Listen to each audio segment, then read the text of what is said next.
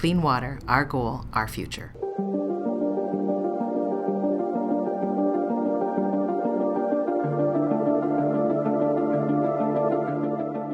Welcome to the Construction Record Podcast. I'm digital media editor Warren Fry. This week we've got part one of an interview with Trevor Botkin, who spoke to Journal of Commerce staff writer Russell Hixson about his struggles with substance use while working in the construction industry. In this first section, Trevor talks about his struggles with school and self-esteem.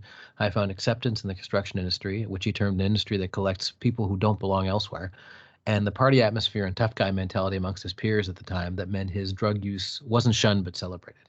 With that, here's Russell's interview with Trevor Botkin.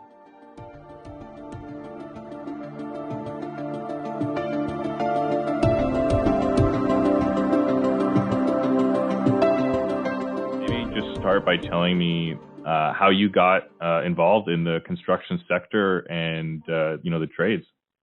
Yeah, I growing up, I was raised for a good chunk of my childhood on a farm, and just made me, I was very connected with tools, and I think had some some aptitude for construction, and a tendency to lean towards it.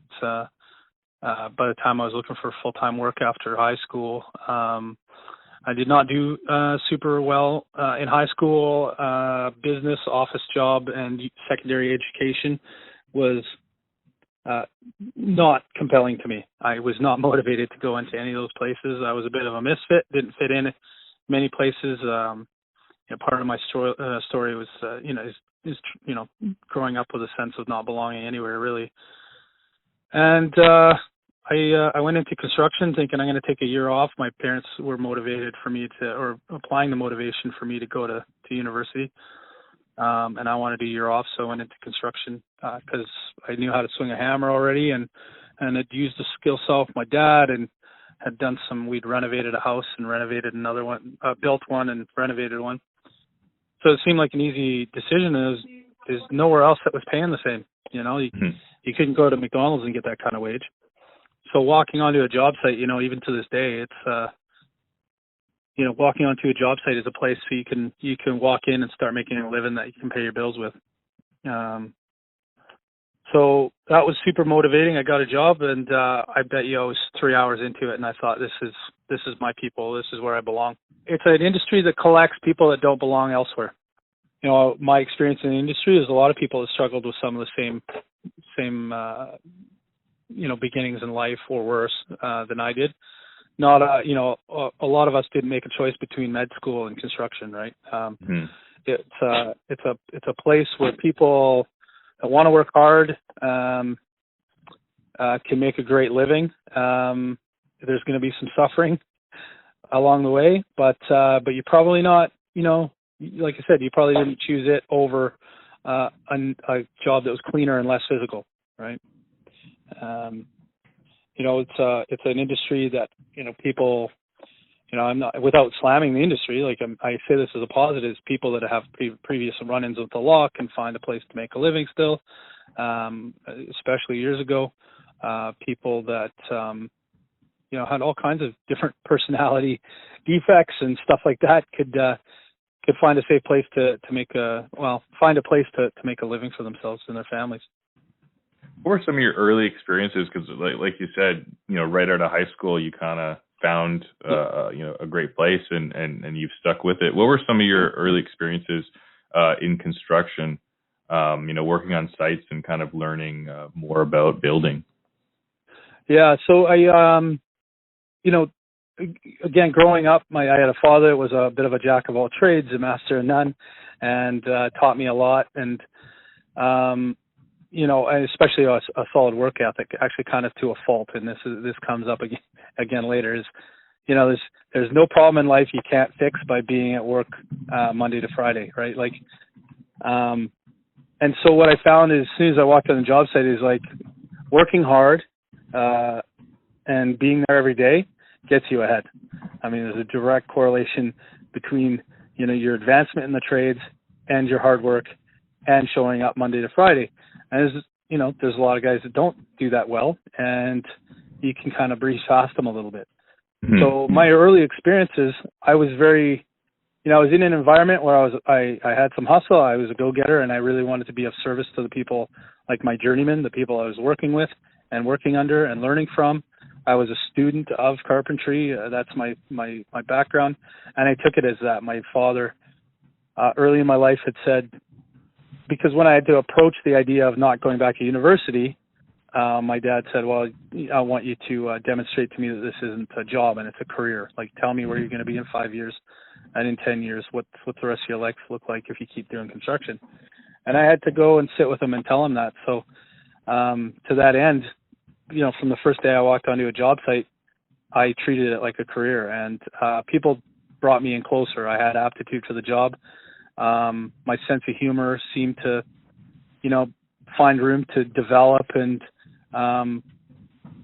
like where in high school or elementary school, the way I looked and the way, my circumstance in life, like my father was also an RCMP officer. That wasn't super cool when I was in junior high and high school, where I'm getting picked on for all those things. When I walked onto a job site, none of that mattered. It was just, how, are you gonna be productive, and are you gonna help your journeyman, and are you gonna show up every day and work hard? And I can check all those boxes. Yeah, like a meritocracy was something you could really thrive in, because it's like what's expected of you. It's not nepotism or who you know. Right. It's are you going to work hard? Mm-hmm. Perfect. Absolutely. And then I did, and because I kind of already had some of those tools for the moment, like the minute I walked onto a job site, I already had a little bit more construction IQ than most people do, and I was grateful for that. Early experiences, when I talked about that, 5, 10, 15-year outlook with my father, I think my father thought I was being very ambitious when I was talking to him, but I said, I'll be a framing foreman, or I didn't know what it was, but I'll be a foreman by the time I'm 25, and I'll own my own business by 30. And I, pretty much followed that to a T. I think he was a little surprised when I started my first leadership role on a job site. But again, it's just that you go after it and you get back what you put in. So when did kind of the substance use and alcohol, what were some of your first experiences with those things? And where did that start to come in? Mid-teens was the alcohol. I left one high school. I did. I switched high school, but just before I did, I started, experimenting with alcohol and, the outdoor parties out in the Cowichan Valley. It was, that's where it was all. It was all bush parties and stuff like that. So, I think a lot of alcoholics would tell you is once it hits the lips, right? It changes you, and you're like, oh, there's that warm feeling, and you just, all your anxiety goes away, and you suddenly get past all your social, all that social anxiety that you've carried for years. For me, I grew up a bit of an ugly duck, and kids were not fair and were not kind to me, and I, right from my first day at kindergarten, I just felt very other than or not enough and separated from people, like I never really belonged. My home life was great, but when I hated leaving my house and going to school. It was just, there was periods of my life where I was really treated poorly and bullied, and there's other periods of life where I was just like ignored and sort of, just not even noticed, and felt like it didn't matter. And then, as I got older, I'd try and break free of that, and it would be saying weird, awkward things because I was nervous, and then that would just add to more fuel in the fire. And then, it just kind of, I had a dad that was a bit of a hard ass, but on the other side, he was also, not on the other side, but on the same side, he was also very cheap. So like I also, never had the cool bike. I'd have these weird things that he'd buy from the auction, and it just didn't. People would just harass me. Just couldn't get a break. Couldn't get a break, man. I was just, and I didn't try, right? Like I had no self-esteem. I did very poorly in school. I was bullied by teachers because of it. Almost put into special ed type thing, which is traumatic for a kid to go through. Mm-hmm. And so the time I hit high school, I started I'd moved high schools from Cowichan to Belmont because in Victoria, because I wasn't into it anymore. And that was like the first time in my life I was with people I didn't grow up with. Because of course in the Cowichan Valley, I'd say 50% of the people I was in high school with were people I started kindergarten with. Right. And so, off we go to a different school, fresh start. And I think it was the first time I was kind of noticed differently. I wasn't, wasn't typecast like I was before. And I kind of started experimenting with my sense of humor and going to parties. And that's where I found alcohol. And it was just like a new freedom. It was amazing. I'll never forget it. And it was like a runaway problem right from the beginning, because I could not drink and I could drink, but I couldn't like just a little bit drink. I was, and that led to me becoming kind of a human party favor. I was like, the fun guy at the party and the guy that did the ridiculous stuff. And I was very dangerous when I was drinking. And that lasted pretty, with some rules in my life until I was about 25 when my dad passed away. And then it went off the rails and then I had to quit. And I did that on my own in an instant after really embarrassing myself in front of my daughter in a dangerous situation, and my 3-year-old daughter. And I walked away from it. And then, I thought I'd nipped the problem in the butt. But, I had all this other stuff I was doing too, like drugs, and work was an obsession of mine. Anything that would make me feel good became an obsession, and was supported by and was really no different than anybody else around me at my work. All my friends were people I worked with. Again, the drugs took the place of drugs, women, work, you name it. Food, like spending money, shiny things, it all was just part of the lifestyle, right? I had the big truck, I had the best tools. Mm-hmm. Yeah, just that, there was that point where I had a place where I belong and I became that party guy. Mm-hmm. And then as in construction, I was there, my work ethic was I'm going to be there Monday to Friday. I'm going to be the hardest worker while I'm there. But after work, I was going to be the funnest guy. And so it was like an image I built for myself. So, and I love the attention I got and the validation it gave me. And around some serious people too, like, there's some tough guys in the business. And when you're a young guy that came up feeling awkward and weird and didn't fit in, and now you're fitting in with these guys, it can be intoxicating itself. Mm-hmm. And then when you start becoming their leader, like on a site and getting respected as such, again, it's just all this self-perpetuating thing, all fueled by this need to be more than, like, to always be more, bigger, better, faster, stronger, and feel better and keep up with everybody. And I'd say, sorry, go ahead. Oh, go ahead. My whole life, this thing where it's that macho sense of like, this is my crew. I got to be able to keep up with them. And I don't want to be the guy that fails. Nobody wants to be the guy that fails. Nobody wants to be the guy that taps out, asks for help, says they're struggling. There's nobody to say that to, because you get called names, you get ostracized because nobody wants a liability around them. Nobody wants that guy that's going to get them fired and get them in trouble with the boss, let anybody know their secrets, all that stuff, right?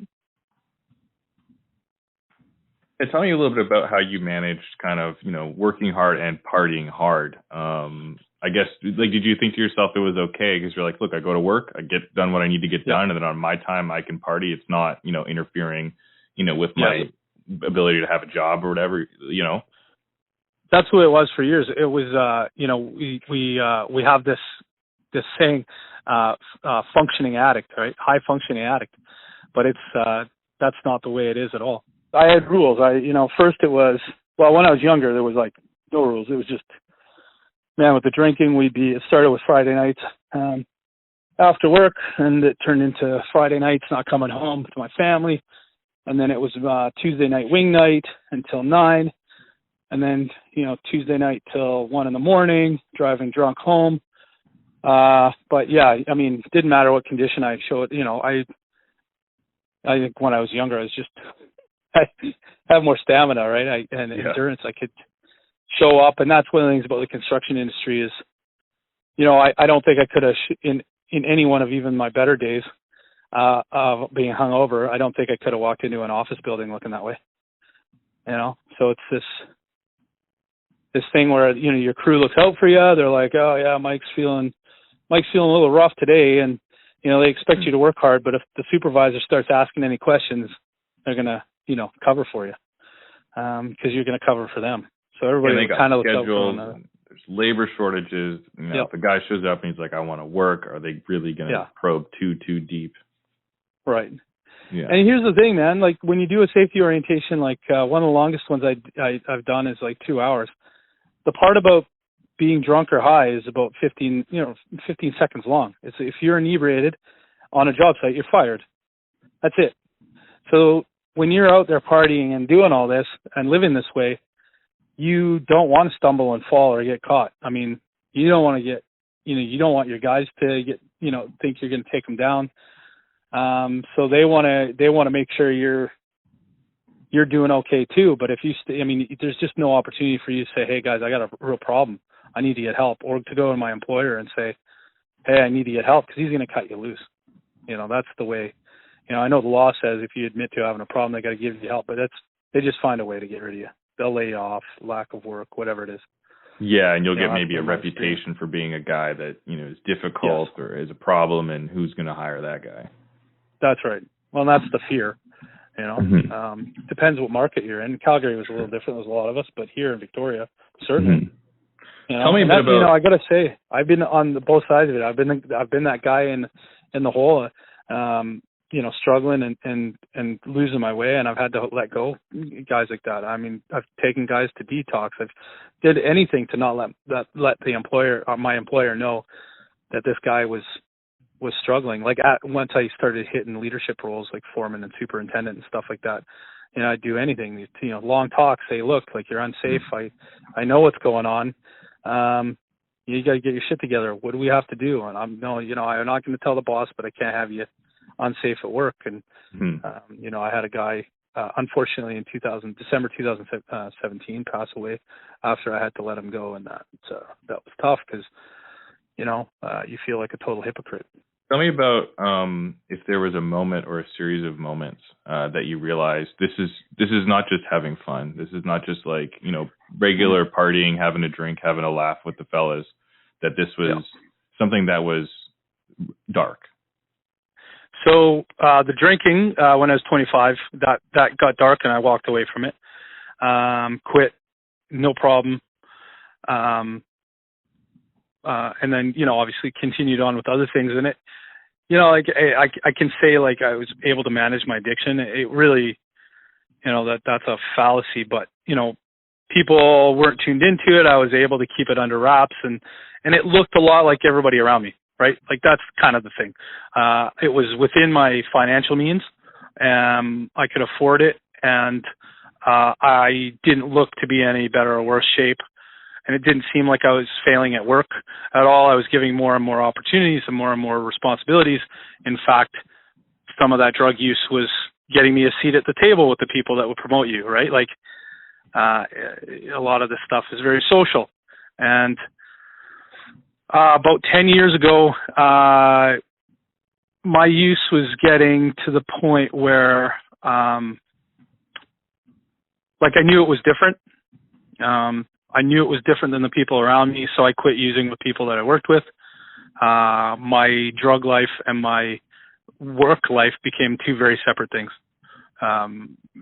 Guys, new companies I go to, guys, I'd see that they're partying, or I'd get invited out even to hang out socially, and I'd say, no, I just, no, I'm your boss, I don't do that.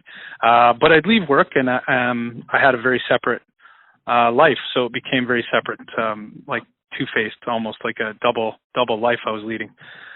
From then on, because again, I found a group of people that used like I did, and to the point I did, and then so I felt like I fit in again, and I wasn't sick, right? So it's not really that you're finding you don't have a problem and you're manageable. You're just finding people that you can compare yourself to, and you're like, hey, I'm doing all right. It's normal. But on a job site, yeah, and I had all kinds of reasons, excuses for being overtired and all this stuff, and And then it was January of 2018. I hit my lowest point. So, sorry, let's go before that. So, Sure. The summer of 2017, I realized that, oh man, I can go back farther even. So 10 years ago, I broke up my relationship off with my fiance. She had no idea then that I was a drug. Like it was such a double life that she didn't even know I used drugs. But she was a homebody and she knew I was social. I was always out with people and at parties and stuff like that. So it was again very easy. I chose somebody in my life who's quite healthy that time, and that made me feel worse about my life. And inevitably, 10 years ago, I started grenading my whole life. Really, looking back on it, I broke up with her in an instant. I quit. I was like going through jobs. Suddenly, problems. I was always blaming it on my employer, trying to take advantage of me or putting me in bad situations, and then trying to blame me for things. And it's just become really tumultuous. I kept living my private life the way I was, and then in early summer of 2017, I had this girlfriend I'd been seeing, and my life, she was exactly the same as I am, and everything just turned into a complete shit show while I was seeing her. And at that point, I was like, I got to quit doing drugs. And then that's where things get dark. I mean, you have a problem with drugs, but it gets dark when you start trying to quit and you can't. And that's when you start finding that, you're screwed. And I didn't want to be an addict. I didn't want to be an addict publicly. I didn't want people to know about my problems.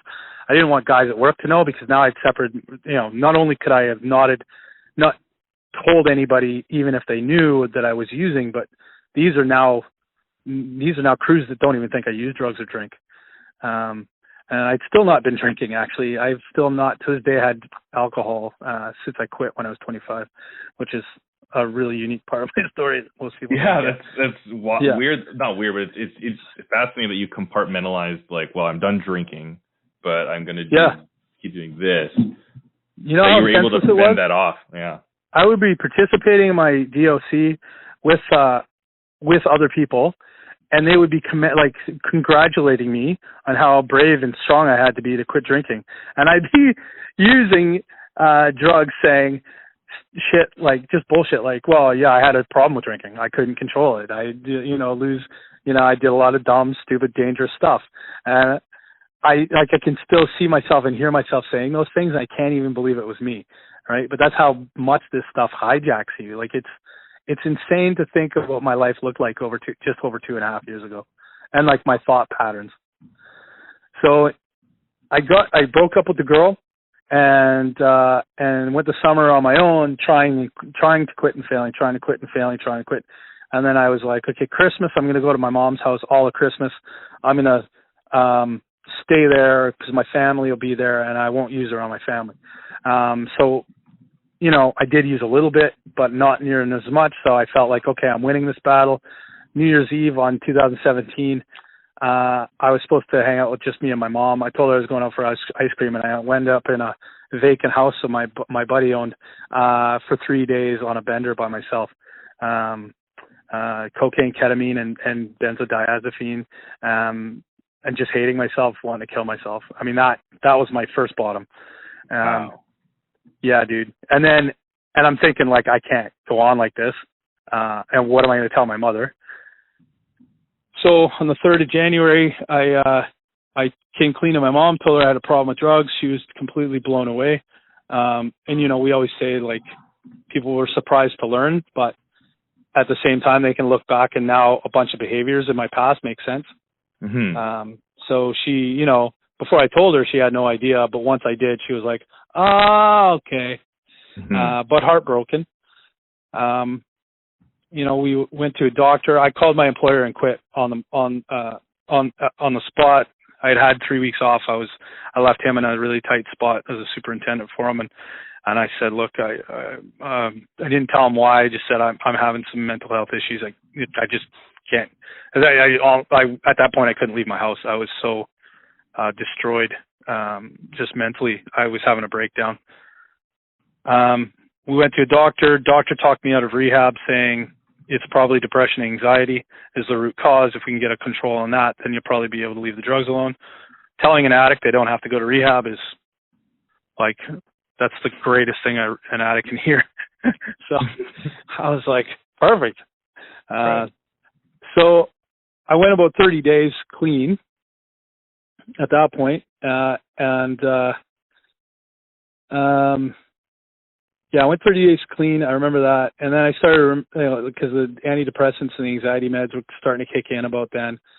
And I was thinking, well, if the depression is the problem, then, once, this is my addict mind, right? If the pills are going to work, then I'll probably be able to control my using.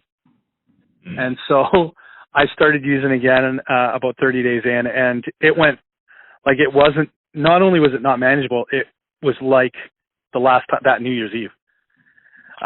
Like my appetite it went right back to where it was, and then I couldn't control it. And then, but I had this diagnosis of depression to hide behind. So, any of my bad things, my doctor told me to take 3 months off work.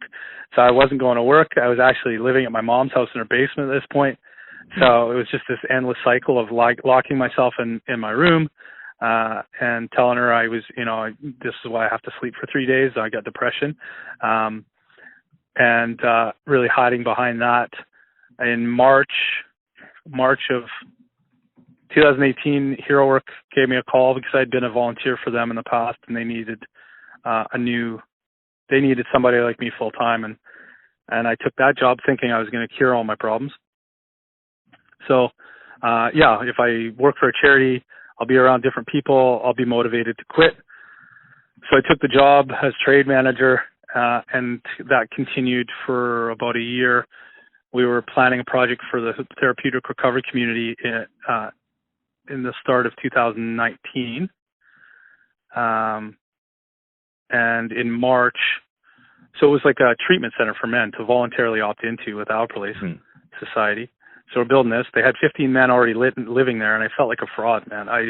Like my whole time at Hero Work, things just started to get worse because I was like, I just felt like a liar. Now I'm around all these people that I perceive as not using, and people I look up to in life, and I'm like, I knew I had this lie and this shame I'm carrying, and things got darker and darker and darker.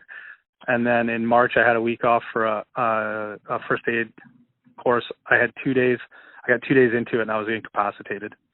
On March 6th, I had put a plan together in my mind to wait for my mom to go to work and then park my Jeep in her garage and just let her rip. And with the door closed, and I don't know what happened, man. Just for a split second, I think it was honestly just vanity. I was like, do I want to die and get found by my mom, and then people find out I had a drug problem? Because at that point, my mom was the only one that knew. Mm-hmm. And then people be surprised, A, I have a drug problem, and then B, surprised I didn't put the work in or try to get clean, as I was very proud of my strong work ethic my whole life. And I didn't know if I could get clean, and I didn't know if I could handle life, without drugs, honestly. But I was like, okay, if I try and fail, and then try and fail, and then try and fail, and then I just commit suicide, at least people will see there was a struggle there, and they'll think kindly of me. Yeah. Like it was that kind of selfish thinking. At least everybody will know that, they did their best by me and I tried. You can have this narrative of like, he battled with it, right? That's right. So with that said, I woke my mom up 4:30 in the morning that morning, and I told her what was up, and I was in treatment the next day at 2, which is another miracle because I was checking in with the people that were on a 3-month waiting list. They just happened to have had to kick a bunch of people out of treatment for bad behavior. So, again, stars aligned. And then, I just started doing the work, man. And it's a great bunch of people I was in treatment with, great counselors, a lot of hard work. To this day, I continue with one of my same counselors. I still got I'm part of the fellowship. And I've just, I was like, I've been living so selfishly for so many years. I was like, now this is something I have to give back, because I knew there's a lot of people struggling in my industry. I knew I was the leader of a pack, and a pack of people that were just as sick as I am. So, without telling them how to live their lives, I just knew that if I can be transparent, open, and honest about not only my years in addiction, but my recovery, somebody's going to benefit from it other than me. And that's all I could hope for.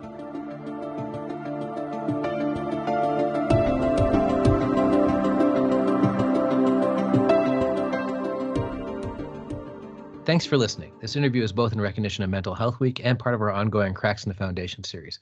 We've included links in the show notes to previous articles in the series. Tune in next week for part 2 of our interview with Trevor Botkin, which you can hear on Amazon Music, Apple Music, and Spotify. And check out both previous podcasts and Cracks in the Foundation articles on the Daily Commercial News and the Journal of Commerce websites. Thanks for listening. This episode of The Construction Record is brought to you by the Ontario Sewer and Water Main Construction Association. Clean water is everybody's business.